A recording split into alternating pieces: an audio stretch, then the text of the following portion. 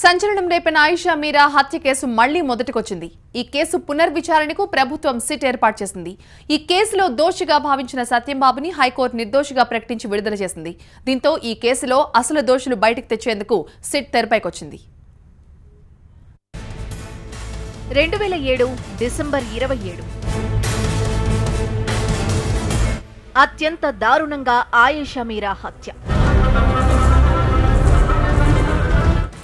తెలుగు వాళ్లంతా షాక్ కి గురైన సంఘటన. ఎంతో మంది అనుమానితుల విచారణ.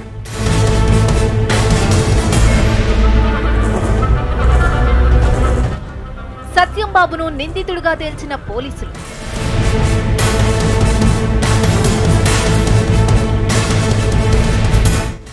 ఎనిమిదేళ్ల తర్వాత సత్యంబాబు నిర్దోషి అన్న కోర్టు.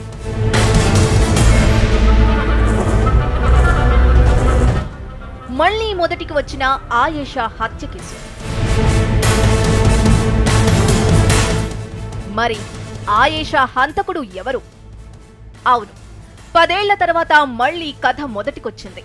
హంతకుడు ఎవరు అని తేల్చేందుకు పోలీసులు రీఇన్వెస్టిగేషన్ మొదలుపెట్టారు. ప్రభుత్వ ఉత్తర్వులతో ఓ ప్రత్యేక పోలీస్ బృందం ఆయేషా హంతకుణ్ణి వేటాడే పని మొదలుపెట్టింది.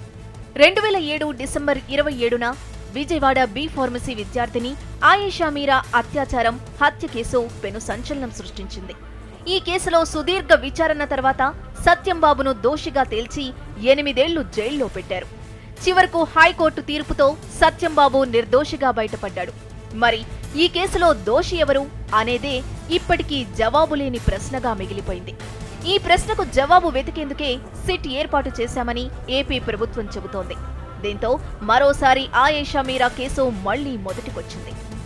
కేసులో నిర్లక్ష్యంగా వ్యవహరించిన కొందరి పోలీసులపై చర్యలకు ఆదేశిస్తూ కేసు పురోగతిపై ప్రభుత్వం ఆరా తీసింది. ఈ కేసు సీబీఐకి అప్పగిస్తారని భావిస్తే సిట్కు అప్పగిస్తూ ప్రభుత్వం ఆదేశాలు జారీ చేసింది. సెషన్ కోర్టు, హైకోర్టు ఇచ్చిన తీర్పులను న్యాయ నిపుణులతో అధ్యయనం చేసిన తర్వాత ఈ విషయంలో ప్రభుత్వం ఓ నిర్ణయానికొచ్చినట్లు తెలుస్తోంది. విజయవాడ సిపి గౌతమ్ సవాంగ్ సిట్కు పర్యవేక్షకుడిగా ఉంటారు. డీజీపీ స్థాయి అధికారి నేతృత్వంలో విచారణ కొనసాగనుంది. సీబీఐ చేతికి కేసు అప్పగిస్తే విచారణ మరింత ఆలస్యమయ్యే అవకాశముందని ప్రభుత్వం భావించినట్లు తెలుస్తోంది. అందుకే సిట్కు కేసు అప్పగించి నిర్ణీత సమయంలో విచారణ పూర్తి చేసేందుకు ప్రభుత్వం ఈ నిర్ణయం తీసుకున్నట్లు సమాచారం. అంతేకాదు, సిట్ విచారణ బృందంలో మహిళా అధికారులు కూడా ఉండనున్నారు. అయితే ఆయేషా మీరా హత్యకు కారణమైన దోషులను కఠినంగా శిక్షించి తమకు న్యాయం చేయాలని ఆమె తల్లిదండ్రులు కోరుతున్నారు. ఆ విషాదానికి 10 ఏళ్లు. ఇప్పటికీ ఆ కేసులో చిక్కుముడి వీడలేదు. బాధితులకు న్యాయం జరగలేదు. వందల మందిని విచారించారు. చివరకు ఒక్కడిని దోషిగా తేల్చారు. అతడే నేరస్తుడంటూ 8 ఏళ్లు కటకటాల వెనక్కి నెట్టారు. కోర్టు తీర్పుతో అతను బయటపడ్డాడు.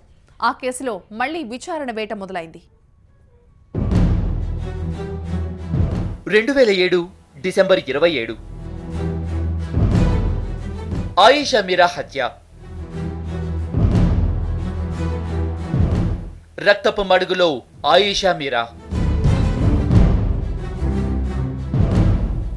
మృతదేహం పక్కనే ఓ లెటర్. ప్రేమను నిరాకరించినందుకే హత్య.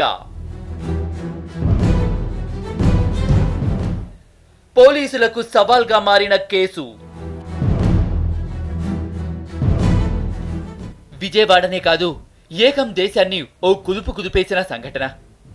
2007 డిసెంబర్ 27న విజయవాడలో ఆయిషా మీరా హత్య గురైంది. హాస్టల్లోని బాత్రూంలో రక్తపు మడుగులో పడి ఉన్న ఆయిషాను చూసి అక్కడి వారు పోలీసులకు సమాచారం ఇచ్చారు. అప్పటికే ఆయిషా చనిపోయింది. మృతదేహం పక్కనే ఓ లెటర్ దొరికింది. అందులో తన ప్రేమను నిరాకరించినందుకే హత్య చేసినట్లుగా ఉంది. అప్పట్లో ఈ కేసు పోలీసులకు పెద్ద సవాల్గా మారింది. ఇప్పటికీ ఆ సవాల్ అలాగే మిగిలిపోయింది. ఈ కేసులో వందల మందిని విచారించారు. ఏళ్లకు ఏళ్లు కేసు విచారణ కొనసాగింది.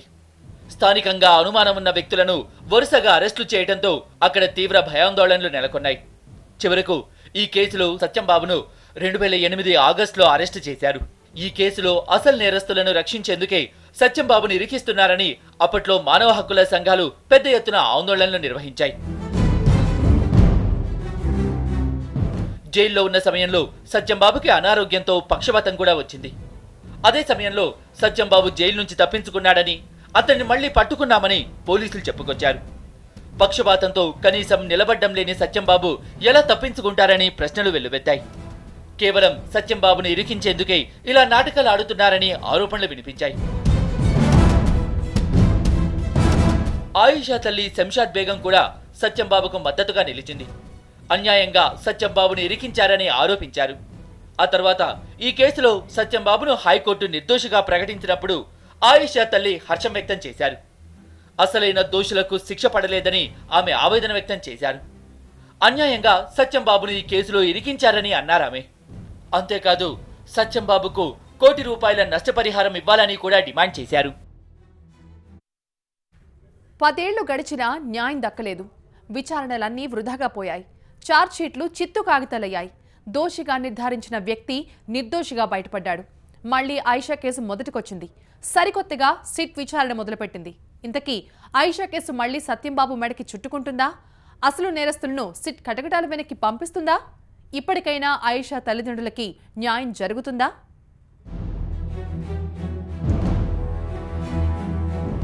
పదేళ్లుగా వీడని చిక్కుముడి. సిట్ ఈ చిక్కుముడి విప్పగలదా?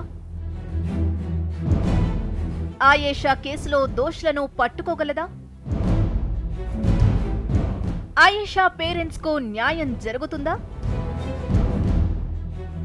10 మంది నేరస్తులు తప్పించుకున్నా పర్వాలేదు, కానీ ఒక్క నిర్దోషికి కూడా శిక్ష పడకూడదు. కానీ ఆయేషా కేసులో అంతా రివర్స్ అయింది. నేరస్తులు దొరకలేదు, నిర్దోషికి శిక్ష పడింది. 10 ఏళ్లైనా ఆయేషా కేసు చిక్కుముడి వీడలేదు. ఇప్పుడు ప్రభుత్వ ఆదేశాలతో ఈ కేసు అంతు చూసేందుకు సిట్ రంగంలోకి దిగింది. ఆయేషా కేసు అంత ఆషామాషీ కాదు. అప్పట్లో 100 మందిని విచారించారు. అన్ని కోణాల్లో దర్యాప్తు చేశారు.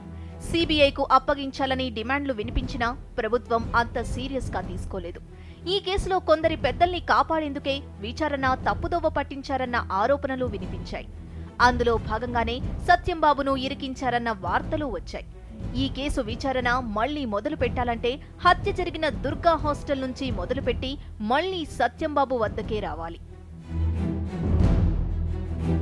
ఆయేషా మీరా హత్య కేసు పునర్విచారణ నేపథ్యంలో మరోసారి అందరి చూపు సత్యంబాబుపై పడింది. సిట్ దర్యాప్తులో కథంతా మళ్లీ సత్యంబాబు చుట్టూనే తిరుగుతుందన్న వాదనలు వినిపిస్తున్నాయి. అయితే ఈ కేసుతో తనకు ఎలాంటి సంబంధం లేదన్న విషయం ఎప్పుడో ప్రూవ్ అయిందని సత్యంబాబు అన్నాడు.